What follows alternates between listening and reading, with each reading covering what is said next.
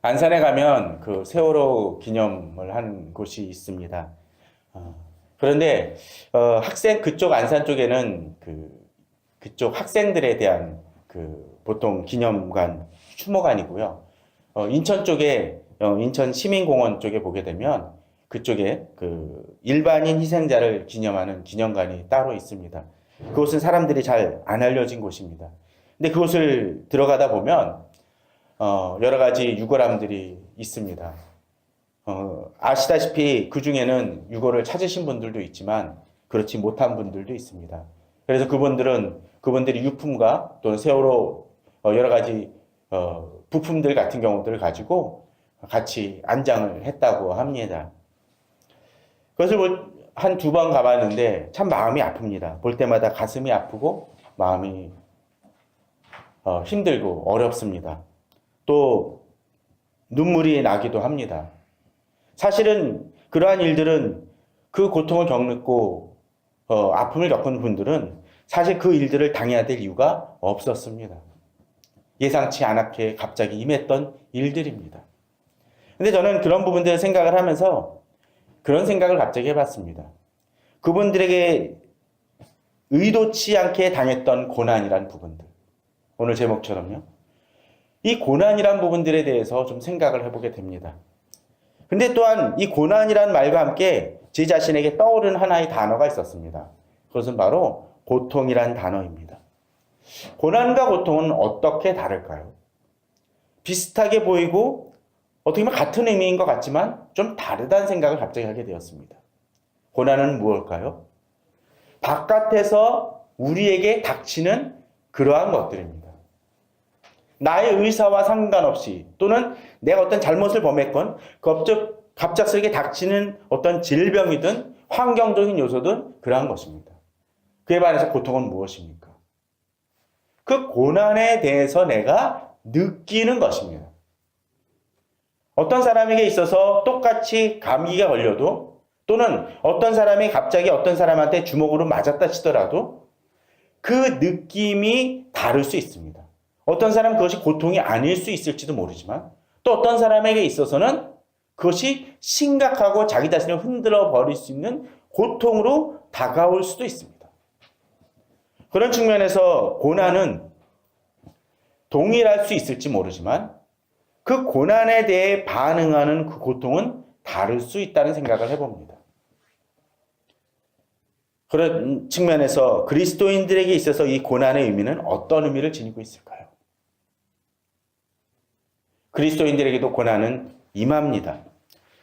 우리가 계속적으로 말씀을 보지만 이 시편 기자는 주의 말씀대로라는 얘기를 붙잡고 있고 또 주의 계명을 믿는다고 얘기합니다. 주의 종을 주의 말씀대로 선대하셨다고 되어 있습니다. 이 선대란 말은 좋은 길로 인도하셨다라는 것입니다. 그렇습니다. 주님은 말씀을 통해서 우리를 좋은 길로 인도하십니다. 또 66절에 보면 주의 계명을 믿었사오니 좋은 명철과 지식을 내게 가르쳐 달라고 얘기합니다. 실제로 주님은 그렇게 가르쳐 주십니다. 그런데 한 가지 문제가 있습니다. 우리가 주의 말씀을 그렇게 믿었다고 해서 또 주의 약속을 붙들고 주의 그 여러 가지 약속들을 부여잡고 주께의 지식을 배웠다고 치더라도 과연 고난이 임하지 않습니까? 그건 아닙니다. 임할 때가 있습니다. 오늘 본문은 특별히 이 고난에 대한 문제가 여러 번 반복되어집니다. 오늘 65절에서 80절 사이에 보면은 한 3번 정도 이 고난에 대한 얘기가 특별히 등장을 합니다. 같은 단어로서. 67절에 보면 고난당하기 전에 내가 그릇 행하였더니 이제는 주의 말씀을 지키나이다라고 되어 있습니다. 또 71절에서는 고난당하는 것이 내게 유익이라 이로 말미암아 내가 주의 율례들을 배우게 되었나이다라고 이야기합니다. 이제 75절에 보면 여기서 보면은 고난이란 단어가 사실은 등장하지는 않습니다. 그러나 여호와여 내가 알거니와 주의 심판은 의로우시고 주께서 나를 괴롭게 하심은이라고 되어 있는데 이 바로 괴롭게 하심이란 이 단어가 고난에 해당되는 단어입니다. 같은 단어입니다. 괴롭게 하심은 성실하심 때문이다라고 말씀합니다. 저는 오늘 이 65절에서 80절을 통해서 특별히 고난이 그리스도인들, 특별히 말씀을 붙들고 살아가는 그리스도인들에게 주는 의미는 무엇이고 또 그 유익은 무엇인지를 좀 살펴보았으면 합니다. 그것을 통해서 진정으로 말씀을 붙들고 나아갈 때, 또 고난이 임할 때 우리가 어떻게 반응을 해야 되고 또 고난을 어떻게 대응해야 되는지를 좀 생각해보는 그런 시간을 갖기를 원합니다. 이 고난을 보게 되면 이 세 가지에서는 이 고난이란 단어에 여러 가지 유익이 우리들에게 가르쳐 줍니다. 첫 번째로서 67절입니다. 고난 당하기 전에는 내가 그릇 행하였더니 이제는 주의 말씀을 지키나이다 라고 되어 있습니다. 고난 당하는 것이 내게 고난 당하기 전에는 내가 그릇 행하였더니 무슨 얘기입니까? 고난 당하기 전에는 내 마음대로 행하였다는 거예요. 내가 그냥 하고 싶은 대로 행했다라는 거죠. 그릇된 길로 가니까 어떻게 행합니까? 이제 고난을 통해서 하나님께서 내게 어떤 것을 행하십니까? 깨닫게 하여 주신다는 것이죠. 요새는 학교에서 체벌이 없어졌지만 예전에 체벌이 있었을 때는 어떻습니까? 선생님이 잘못을 행하면 매를 들고 때리실 때도 있었습니다. 또 부모도 마찬가지입니다. 아이가 너무나 그릇되게 말을 안 듣고 그럴 때는 매를 들기도 합니다. 왜 그렇습니까? 그 매를 통해서 아이들에게 내가 잘못했구나라는 것을 깨우쳐 주는 것이죠. 고난은 어떤 때 그런 의미가 있습니다. 물론 이 고난이라는 의미가 무조건 고난이 당할 때 내가 잘못했고 죄에 대한 대가로 생각해서는 안 됩니다. 하나님께서는 여러 가지로 우리들에게 고난을 주시고 사용하시지만 이렇게 어떤 때 잘못되어졌을 때 이것을 깨우치시게 할 때가 있다라는 것이죠. 주님 그러면서 어떻게 행합니까? 주는 선하사 선을 행하시오니 주의 율례대로 나를 가르치소서. 고난을 통해서 내게 가르침을 주시기 위함이 하나님의 목적이고 하나님의 고난을 사용하시는 하나의 방법일 수 있다는 것입니다.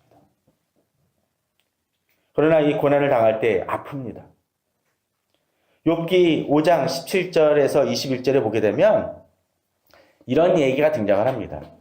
사실 욥기는 매번 얘기를 할 때마다 좀 조심스러운데 욥과 어떤 친구들이 나옵니까? 세 친구가 등장을 하죠. 욥과 세 친구의 논쟁이 시작이 되어집니다. 사실 욥에 대해서 세 친구들이 공격을 하는데 이 세 친구들이 사실 잘 보게 되면 그 논쟁에 있어서 하나님 앞에 나중에 가면 니들이 잘못했다라고 이야기를 받습니다. 그런데 잘 살펴보게 되면 이 욥의 친구들의 얘기가 아주 틀린 건 아니에요. 문제는 욥의 상태에 대해서 제대로 인식하지 못하고 이야기하는 것이 문제였다는 거죠. 근데 여기 욥의 세 친구인 엘리바스가 한 이야기인데 여기서도 욥의 상황에는 좀 다를 수 있지만 원론적인 측면에서 맞는 얘기들이 등장을 합니다. 여기 어떻게 되어 있나요? 5장 17절에 보면 볼지어다 하나님께 징계받는 자에게는 복이 있나니 그런즉 너는 전능자의 징계를 업신여기지 말지어다라고 되어 있습니다. 징계 어떻다고요? 복이 있다라고 되어 있습니다. 그럴 수 있습니다. 징계가 곧 고난이 임할 때 하나님의 복이 임할 수 있다고 되어 있습니다. 그럴 때 이것을 가볍게 여기지 말라는 것이죠. 또한 하나님은 징계를 통해서 우리를 망하게 하십니까? 아니라는 거예요. 18절에 보면 하나님은 아프게 하시다가 싸매시며 상하게 하시다가 그의 손으로 고치시나니 6가지 환난에서 너를 구원하시며 7가지 환난이라도 그 재앙이 내게 미치지 않게 하시며 기근 때의 죽음에서 전쟁 때의 칼 위험에서 너를 구원하실 것이라고 되어 있습니다. 하나님은 분명 우리를 징계하실 때가 있습니다. 우리가 잘못했을 때 깨우쳐 주심을 통해서 알려주십니다. 예컨대 우리가 어떤 때 잘못을 행했었을 때 무조건 선생님한테 안 들키고 부모한테 안 들키는 게 잘 되는 겁니까? 안 들키면 당장은 안심하고 좋을 수 있을지 모릅니다. 그러나 결국 그렇게 되면 어떻게 됩니까? 망하는 길로 간다는 것이죠. 어떤 사람이 잘못을 해서 소매치기를 하다가 처음에 걸리는 게 낫지. 계속적으로 들키지 않고 하다가 나중에 걸리면 어떻게 되나요? 초범이라 할지라도 수십 번, 수백 번이 되면 어떻게 될까요? 결국 큰 형을 치를 수밖에 없게 되고, 그런 다음에는 회복이 불가능해질 수 있다라는 것입니다. 하나님의 징계는 우리를 깨우쳐 주시고 우리를 돌아설 수 있도록 우리들을 이끄십니다. 고난을 통해서 우리들이 잘못 행했었을 때 주의 말씀을 지키도록 이끄신다는 것입니다. 문제는 이것을 깨닫지 못하는 데에 문제가 있다는 것이죠. 그런 측면에서 저는 오늘 말씀이 좀 생각이 납니다. 오늘 그 큐티 본문, 그리고 어저께 큐티 본문에 보게 되면 어떤 큐티 본문이 있나요? 매생경을 하시는 분은 아시겠지만 씨 뿌리는 자의 비유가 등장을 합니다. 어떻게 나오나요? 길가에 뿌려지고 돌밭에 뿌려지고 가시덤불에 뿌려지고 좋은 밭에 뿌려집니다. 말씀에 대해서 어떻게 하나요? 말씀이 문제가 있는 것이 아닙니다. 그 말씀에 대응하는 그 우리들의 모습이 문제가 있음을 얘기를 하죠. 근데 돌밭은 어떻게 되나요? 말씀을 받자마자 사탄이 바로 걷어갑니다. 반응할 새가 없죠. 말씀을 들을 때 무시하는 사람들은 그렇습니다. 같이 설교를 들어도 전혀 은혜가 되지 않는 사람이 있습니다. 두 번째, 길가는 어떻게 하나요? 말씀을 받고 어떻게 하나요? 잠깐 싹이 났다고 되어 있습니다. 또 기뻐하기도 합니다. 근데 뿌리가 없으니까 어떻게 하나요? 바로 걷어갑니다. 또 그 다음에 밭은 어떻습니까? 세 번째 밭이 사실 의미가 있습니다. 세 번째 밭이나 네 번째 밭은 어떤 면에서 바탕은 비슷하지 않을까 생각이 듭니다. 차이는 어디 있나요? 세 번째 밭에는 가시, 덩쿨이 난다라는 것이죠.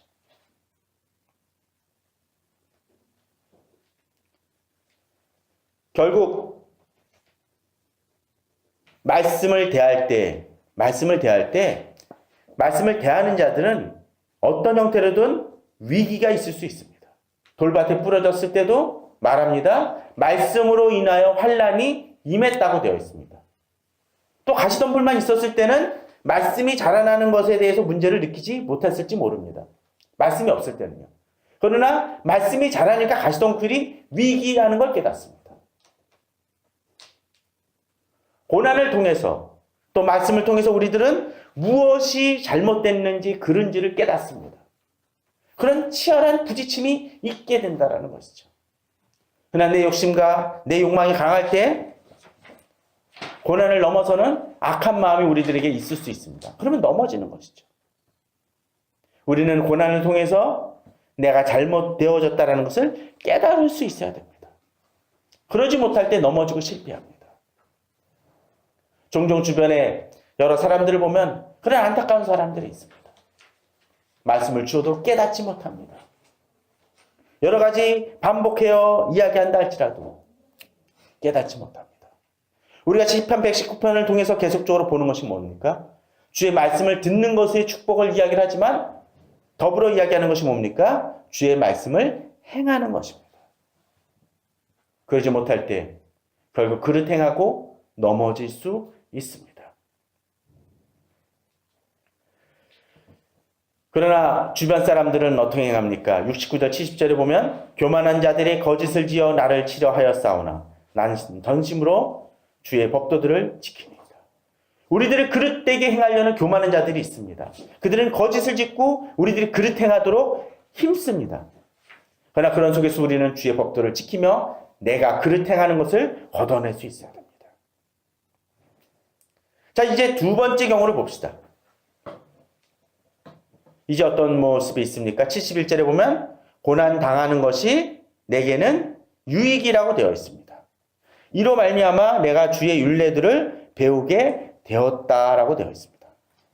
앞서는 그릇 행하는 것을 고쳐 나갔다라면 이제 고난을 통해서 내게 유익임을 배우게 됩니다. 고난을 통해서 하나님의 말씀들을 배우게 됩니다. 마치 그런 것과 같습니다. 고난을 통해서 우리들은 그런 것 같아요. 운동할 때 우리는 어떻습니까? 운동할 때 우리들은 나의 어떤 그 비만을 해결하려고 한다거나 어떤 여러 가지 다리 아픈 부분들을 해결하려면 어떻게 하나요? 그걸 운동을 함을 통해서 나를 바꿔나갑니다. 저희 어머님이 예전에 인공관절을 하셨을 때도 마찬가지입니다. 인공관절 하시자마자 그 간호보조사가 와서 한 것이 있습니다.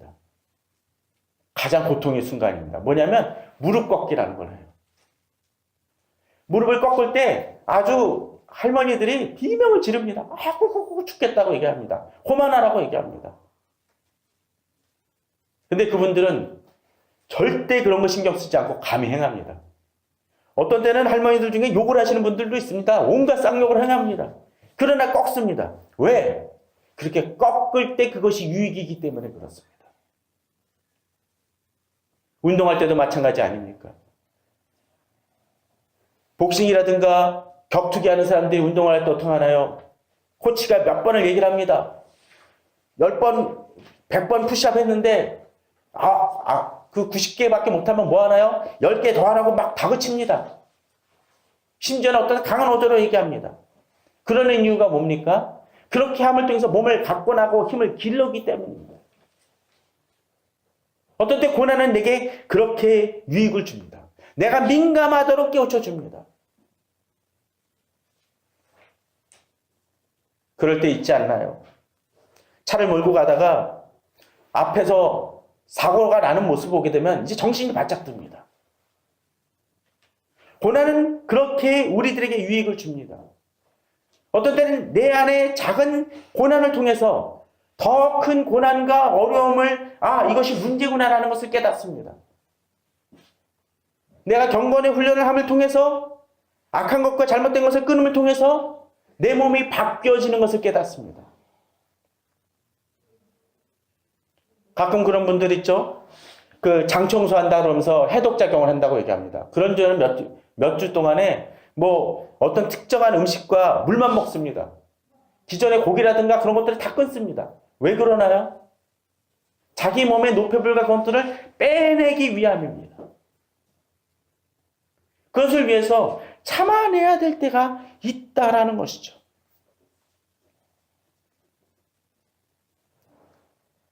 우리들에게 있어서 지금 고난이 어떤 의미로 다가오는지를 봐야 됩니다. 또 어떤 의미에서 이 고난은 아니라 할지라도 내가 하는 경건의 훈련과 연습이라는 것들이 다 그런 유익을 가져올 수 있습니다. 기도도 어떤 면에서는 일종의 고난이 되어져야 된다고 생각이 되어집니다. 기도하려고 할 때 힘들 수 있죠. 좀 더 편하게 기도하고 싶습니다. 엎드려 기도합니다. 새벽에 일어나서. 그러면 어떻게 하나요? 기도 시간이 잘 가죠. 2-3시간 만에 훅 딱 지나갑니다. 잠들어가지고요. 어떤 때 철학 기도도 합니다. 그러나 그것이 유익입니까? 아닙니다. 깨어 일어나야 됩니다. 저는 큐티하기 전에 항상 머리를 감습니다. 새벽에. 그 이유 중에 하나는 정신이 맑아지기 위함입니다. 그런데 머리 감고자 하는 것 자체가 힘들어요. 왜? 아침에 일어나서 찬바람을 쐬고 또 약간 어떤 때 물이 처음에 바로 틀면 뜨뜻한 물이 안 나오니까 확 그냥 그 자체가 싫을 수 있습니다. 그러나 그 과정을 통해서 나는 육체만 깨는 것이 아니라 영적으로도 깨어납니다. 우리에게 그런 작업이 필요합니다. 그것이 유익이 되어진다는 거죠. 말씀도 마찬가지입니다. 어떤 때 내가 좋아하는 드라마나 그런 것들을 인터넷을 끊어야 말씀을 볼 수가 있습니다. 내가 좋아하는 영화를 포기해야 좋을 수 있습니다. 경건을 위해서는 내 안에 더러운 것들을 씻어내야 됩니다. 당장의 달콤한 것을 끊어낼 때 무언가 유익이 있습니다. 그럴 때 주의 말씀을 배우게 됩니다. 지난주 큐티에 그런 것들이 있죠. 더러운 귀신 들렸던 사람을 이제 쫓아내고 그 집을 청소했다는 얘기가 등장을 합니다. 근데 더러운 귀신이 막 돌아다니다가 쉴 때를 알지 못하니까 어떻게 한다고요? 다시 돌아온다고 되어 있죠. 그러고 난 다음에 어떻게 된다고요? 더 난장판이 된다고 얘기를 합니다. 우리 자신도 마찬가지입니다. 우리 자신을 씻어내지 못하고 우리가 끌어내야 될 더러운 것들을 끌어내지 못한다면, 또 그것을 한 번 청소했다고 되는 것이 아니라 계속적으로 씻어내지 못한다면 사탄은 언제든지 우리를 공격할 수 있습니다. 그것을 위해서 우리가 유익을 위해서, 우리 자신을 위해서 훈련되어야 될 부분이 있을 수 있을 것입니다. 이제 세 번째가 등장을 합니다. 여호와여 내가 알거니와 주의 심판은 의로우시고 주께서 나를 괴롭게 하심은 성실하심 때문이다. 여기서 아까도 얘기 들었지만 괴롭게 하심이 고난이란 단어와 같은 단어라는 이야기를 아까 들었습니다. 근데 여기서 우리가 고난을 대할 때 한 가지 분명히 깨달아야 될 것이 하나가 있죠. 무엇입니까? 주의 심판은 의로우시다는 것입니다. 그냥 함부로 우리에게 부당하게 행하는 것이 아니라는 것이죠. 또 하는 것이 무엇입니까? 나를 괴롭게 하실 때 성실하심 때문입니다. 성실하신 것이 뭔가요? 한번 괴롭게 하는데도 열심히 날 괴롭히신다는 얘기입니까? 그것이 아니라 믿음직한 분이라는 것이라는 거죠. 마치 우리가 어떤 데 돌팔이 의사와 무면허증 의사가 와가지고 나한테 침을 놓거나 수술한다 그러면 우리는 겁날 겁니다. 그러나 정말로 저명한 의사가 나의 문제를 수술하려고 한다면 우리는 맡길 수 있습니다. 하나님이 내게 성실하시고 신실하신 분이기 때문에 나를 고난을 주시는 것이 그저 고난을 주시는 것이 아니라 이 고난을 통해서 내게 분명 유익을 주신다는 것을 믿을 수 있다는 것이죠. 저는 가끔 영화 속에서 그런 것들을 좀 생각해 봅니다. 영화 속에서 혹시 그런 장면 보셨습니까? 악당이 자기 아들이나 자기 아내 사랑하는 사람을 인질로 잡습니다. 그리고 총을 겨누고 있죠. 총이나 칼을 들이대고 이게 겨누고 있습니다. 이 주인공이 총을 겨누고 있으니까 이야기를 하죠. 총 내려놔, 총 내려놔. 안 그러면 죽일 거야. 그럴 때 가끔 주인공이 하는 얘기가 있습니다. 붙잡혀 있는 사람한테 나 믿지. 예를 들면 뭐 0이면 0이야. 나 믿지. 나만 믿어. 그러고서는 총을 쏩니다. 어떻게 하나요? 그럼 인질의 어깨를 뚫고 악당의 심장을 맞히는 그런 씬들을 보신 장면을 기억하십니까? 그때 인질은 어떻게 되나요? 이 어깨에 상처를 입는 고통을 겪습니다. 그것은 부당할 것이 아니죠. 그걸 통해서 어떤 일이 벌어지나요? 뒤에 있는 악당을 죽이고 없앨 수 있는 결과를 낳는다는 것입니다. 내게 상처는 입었지만 치명상이 아니고, 그러나 악당에게는 죽음이라는 것이죠. 의사가 총알을 빼낼 때도 역시 마찬가지입니다. 고통이 있더라도 그것은 나를 치유하고 회복시키는 과정입니다. 주께서 나를 괴롭게 하심은 성실하심 때문이에요. 저는 그런 측면에서 우리 주변에 나를 돕는 그 영적 리더도 이런 분들 또는 친구도 이런 분들을 만나길 바랍니다. 돌팔이 같은 의사가 아니라 진정으로 나를 사랑하기 때문에, 정말 저 사람이 내게 얘기해주는 얘기는 믿음직하기 때문에 그 이야기를 수용할 수 있는 용기가 있어야 됩니다. 제가 듣고 싶은 얘기를 하는 사람도 많습니다. 그러나 그것이 내게는 그 사람들이 얘기하는 건 뭡니까? 신실하지 않기 때문에 당장은 나를 기쁘게 할지 모르지만 내게 더 상처가 되고 아픔이 되게 한다는 것이죠. 결국 나를 망가뜨리고 죽이는 역할을 한다는 것입니다. 진정 주께서 신실하시기 때문에 고난을 통해서 내게 유익을 줌을 믿을 수 있다라는 것이죠. 그렇기 때문에 76절, 77절은 이렇게 얘기합니다. 구하오니 주의 종에게 하신 말씀대로 주의 인자심이 나의 위안이 되게 하시며, 고난 중에서도 주의 인자심이 내게 위안이 됩니다. 또 주의 긍휼히 여기심이 내게 임하사 나를 살린다는 것이죠. 당장은 아픔 같지만, 그 고난이 내게 상처를 주는 것 같지만 나를 살리는 역할을 한다는 것입니다. 그러나 그에 반해서 교만한 자들은 나를 엎드러뜨립니다. 근데 저는 이 구절을 통해서 좀 재미난 것을 하나 발견됐습니다. 65절에서 80절 사이에 보게 되면 반복되는 두 부류의 사람들이 있습니다. 자, 첫 번째는 69절, 78절에 등장을 합니다. 69절에 보면 교만한 자들이 거짓을 지어 나를 치려하여 싸우나 라고 되어 있고, 또 78절에 보면 교만한 자들이 거짓으로 나를 엎드러뜨렸으니 라고 되어 있습니다. 내가 고난당하는 중에서도 교만한 자들은 나를 공격합니다. 또 그 고난을 피할 수 있다고 얘기합니다. 편법을 얘기하고 부당한 방법을 얘기하면서 나를 유혹을 하지만 결국은 뭡니까? 그게 나를 치려하는 것이고 거짓으로 나를 엎드러뜨리는 것입니다. 앞서 그릇 행하였던 것처럼 나를 거짓과 그릇된 길로 인도하는 것입니다. 그러나 그런 속에서도 하나님의 말씀을 붙드는 자들은 어떡합니까? 그것이 거짓이고 교만한 것임을 알기 때문에 주의 약속을 붙들고 나아갑니다. 또한 우리들은 이 고난 속에서도 혼자 살아가는 것이 아닙니다. 74절을 한번 보십시오. 여기 보면 교만한 자들하고는 다른 자들이 나타납니다. 어떤 사람들입니까? 주를 경외하는 자들입니다. 또 79절에서도 주를 경외하는 자들이 등장을 합니다. 내게 고난을 당할 때 나만 유익을 얻는 것이 아니라 공동체도 나를 통해서 유익을 얻습니다. 서로 간에 유익을 얻는다는 거죠. 74절 어떻게 하나요? 주를 경외하는 자들이 나를 보고 기뻐하는 것입니다. 내가 고난 속에서 싸워 이겨나가는 것을 통해서 그들이 어떻게 한다고요? 기뻐한다는 것입니다. 위로를 받는다는 것이죠. 왜? 내가 주의 말씀을 바라게 됩니다. 고난 속에서도 교만한 자들에게 걸려 넘어지는 것이 아니라 주의 말씀을 붙잡고 싸워 이겨나가는 모습을 통해서 우리는 위로를 받습니다. 힘을 얻습니다. 그렇지 않습니까?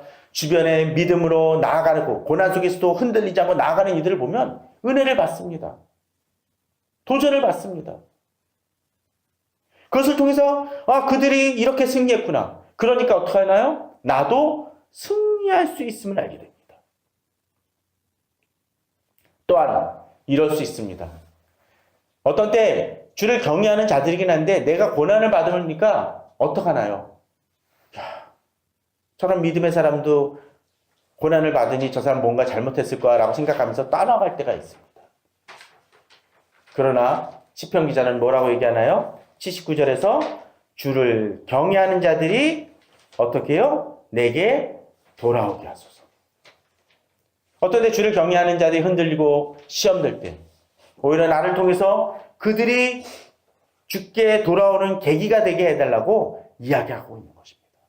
그럴 때 어떤 일이 벌어집니까? 그들이 주의 증거들을 알게 된다는 것입니다. 이렇게 고난은 내 자신만이 아니라 내 주변 또는 공동체마저도 변화시킵니다.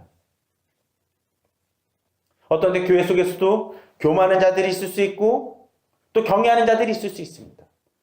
마치 오늘 큐티 본문에서 어떡하나요? 좋은 밭에 원수들이 가라지도 뿌리고 가죠. 성경은 주님은 어떡하나요? 그 가라지를 바로 없애라고 얘기하지 않습니다. 왜냐하면 헷갈리기 때문에 다 자랄 때까지 심판 때까지 거둘 때까지 놔두라고 얘기하십니다. 전 이것이 이 시대의 교회가 많은 문제를 갖고 있는 원인 중에 하나 생각을 합니다. 어떤 분들은 교회 내에서 이런 문제가 발생할 때마다 교회가 그러니까 타락을 얘기하는데 그게 교회입니다.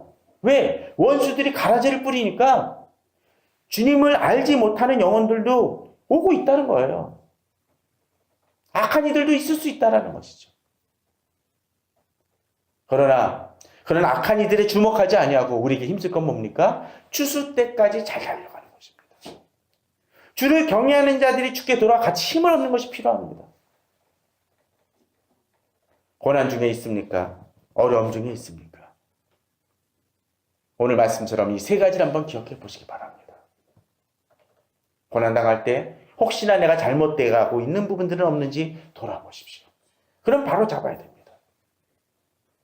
또 이 고난이 내가 정말 징계받고 심판받는 것이 아니라면 내가 하나님의 자녀라면 그 고난은 분명 내게 유익이 될 수 있음을 믿고 나가십시오. 또 그 유익으로서 그치는 것이 아니라 주님이 나에 대해서 신실하시고 성실하신 분이기 때문에 나를 그냥 방치하지 않으시고 분명 내게 주의 말씀을 배우게 하시고 승리하게 하실 것을 믿으시기 바랍니다. 또 주변에 힘들고 어려운 이들 그냥 방치하지 마시고 주를 경외하는 이들끼리 하나 되어져 믿음으로 나아가시는 우리 성도님들 되시길 바랍니다. 그러할 때 고난 속에서도 유익을 얻고 더욱더 그것이 축복이 되어지는 우리들이 될 수 있음을 믿습니다. 그런 믿음으로 오늘 한 주도 이번 한 주도 승리하시는 우리 성도님 되시기를 주님의 이름으로 축원합니다. 다 같이 기도하시겠습니다.